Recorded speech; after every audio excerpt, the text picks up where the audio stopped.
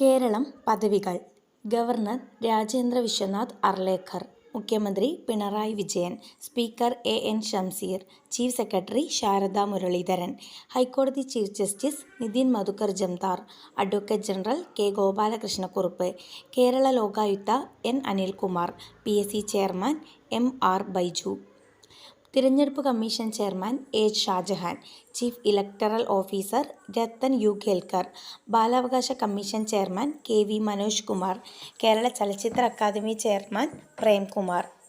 മനുഷ്യാവകാശ commission chairman Alexander Thomas. മുഖ്യ വിവരാവകാശ commission chairman V. Harinair. Kerala sports council unit U. Sharafali.